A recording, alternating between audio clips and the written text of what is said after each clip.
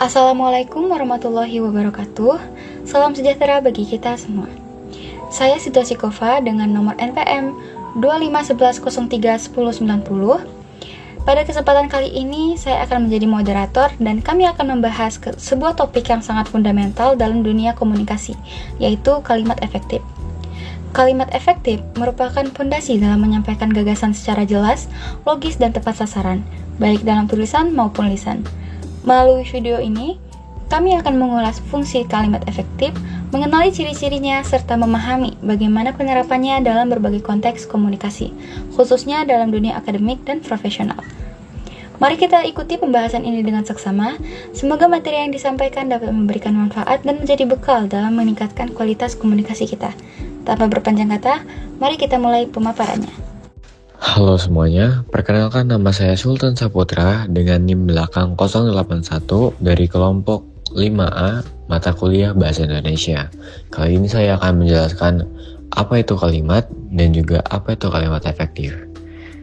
Kalimat merupakan gabungan dari beberapa kata yang disusun sehingga membentuk suatu makna. Kalimat juga adalah suatuan bahasa yang mempunyai arti lengkap yang terdiri dari subjek, predikat, maupun objek, dan juga bisa ditambahkan keterangan yang intinya menyampaikan pikiran atau perasaan sehingga orang lain paham apa yang dimaksud oleh kita. Yang kedua adalah kalimat efektif. Menurut Porto 2020, suatu kalimat dapat dikatakan efektif apabila penyusunannya benar, baik itu secara gramatikal maupun logikal. Contohnya, dalam kalimat efektif adalah besok kita rapat jam 10 pagi di ruang meeting. Jangan lupa hadir ya. Nah, itu adalah kalimat yang langsung jelas.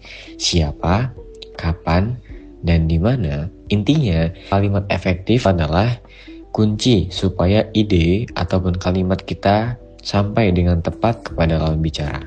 Baiklah, perkenalkan, nama saya Azara Lydia Salsabila dengan NPM akhir 018. Saya akan menjelaskan tentang pentingnya penggunaan kalimat efektif. Penggunaan kalimat efektif sangat penting dalam berkomunikasi, terutama di era digitalisasi seperti sekarang. Penyampaian informasi di media sosial harus jelas agar para pengguna tidak salah menangkap informasi. Kalimat efektif tidak hanya digunakan dalam penyampaian informasi secara lisan, seperti menyampaikan ide, gagasan, pendapat, dan lainnya, namun penggunaan kalimat efektif juga berperan penting dalam penulisan resmi, seperti dalam penulisan karya ilmiah, tesis, skripsi, laporan, dan lainnya. Maka, dalam penggunaannya, kalimat efektif harus sesuai dengan kaidah bahasa yang kita gunakan, yaitu bahasa Indonesia.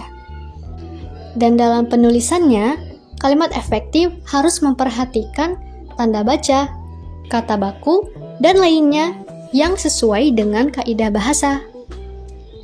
Saya Aprilia Derli Kartika Setiawati dengan NPM 070. Di sini saya akan menjelaskan apa itu kalimat efektif.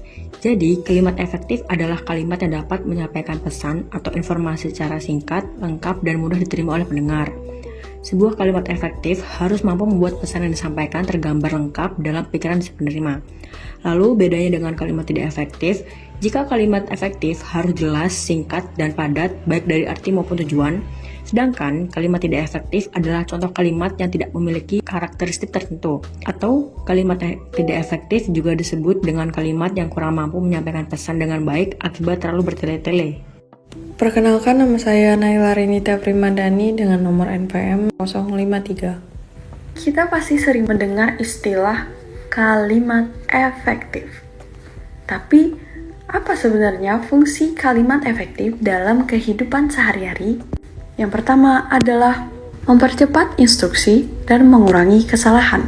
Dengan menggunakan kalimat efektif, instruksi yang kita berikan itu menjadi lebih singkat dan jelas sehingga lawan bicara kita itu lebih cepat memahami maksud dan tujuannya. Dengan begitu, pekerjaan yang kita lakukan akan lebih cepat selesai tanpa terjadi salah tafsir. Contoh kondisinya pada saat kita diberikan arahan kerja di kantor. Misalnya kalimatnya seperti ini. Taruhlah dokumen A pada folder proyek desa. Lalu, kirimkan melalui email. Seperti itu. Lalu yang kedua adalah menyampaikan perasaan dan keinginan dengan jelas dan tenang. Dengan kalimat efektif, kita itu mampu menyampaikan perasaan atau permintaan apa adanya tanpa bertele-tele, sehingga tidak akan menimbulkan kesalahpahaman atau salah tafsir, dan dengan begitu, komunikasi yang kita jalankan akan tetap berjalan dengan baik. Contoh situasinya itu pada saat kita meminta cuti kepada atasan. Contoh kalimatnya seperti ini. Ayah saya sedang sakit. Bisakah saya meminta cuti beberapa waktu agar dapat merawat beliau? Seperti itu. Lalu yang ketiga adalah menanggapi kritik dan bernegosiasi. Dengan kalimat efektif yang terstruktur, kita mampu menjawab kritik dengan bijak dan menyampaikan argumentasi dengan sopan namun tetap tegas, sehingga negosiasi atau diskusi yang kita lakukan berjalan dengan lancar. Contoh situasinya itu adalah pada saat melakukan diskusi proyek. Contoh kalimatnya itu seperti ini. Oke, terima kasih atas masukannya. Saya setuju pada poin A. Sebagai solusi, saya usulkan poin B. Lalu yang terakhir adalah pendukung dalam pembelajaran dan pemaparan materi. Dalam dunia pendidikan atau belajar, atau pada saat presentasi, kalimat efektif itu akan mempermudah penyampaian materi agar lebih mudah dipahami oleh audiens atau teman-teman di kelas pada saat kita menyampaikan suatu materi presentasi. Nama saya Satria Wiratirta Imani dengan NPM 091. Ciri-ciri kalimat efektif. Yang pertama adalah benar. Kalimat efektif harus menggunakan ejaan yang benar, menggunakan kata baku, menggunakan diksi yang tepat, dan menggunakan frasa yang benar.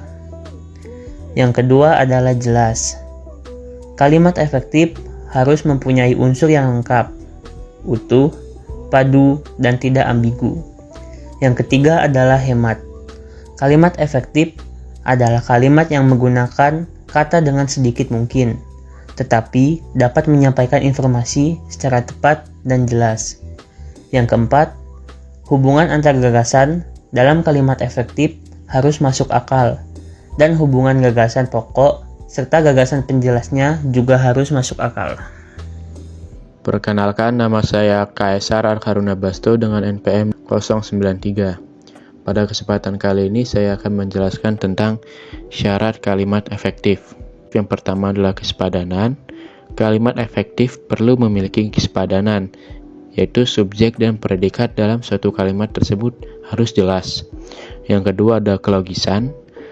Pada kalimat efektif harus memiliki kelogisan dalam penyampaiannya dan menghindari kalimat ganda dan harus dapat diterima oleh logika.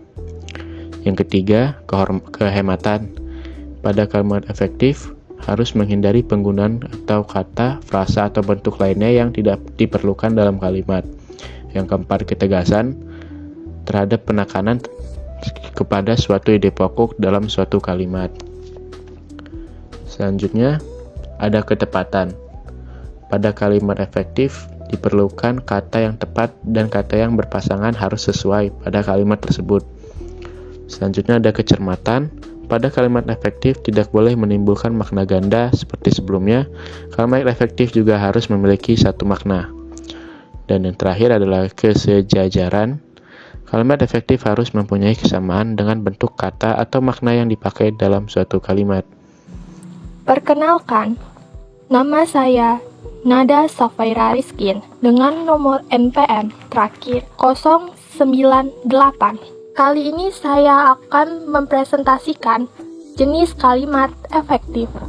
Ada kalimat singkat. Nah, ini berarti kalimatnya tidak boros. Saya akan mengambil contoh Rina membaca buku. Kenapa ini lebih baik? Karena kalimat ini lebih baik daripada Rina sedang melakukan aktivitas membaca sebuah buku di rumah. Kedua, kalimat padat yang berarti tidak ada kata mubazir. Contohnya, ia datang terlambat.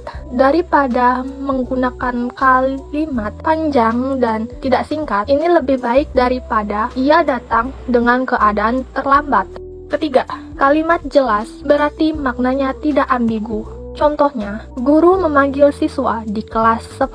Kalimat ini lebih jelas daripada kalimat guru memanggil siswa di kelas, tetapi kita tidak tahu siswa yang mana. Keempat, kalimat logis, yaitu sesuai akal sehat. Ani berangkat ke sekolah pukul 7 pagi. Sangat tidak logis kalau Ani berangkat ke sekolah pukul 7 malam. Sedangkan yang terakhir, kalimat sederhana. Ini berarti mudah dimengerti. Ayah pergi ke pasar. Hal ini lebih efektif daripada ayah menuju ke tempat perbelanjaan tradisional.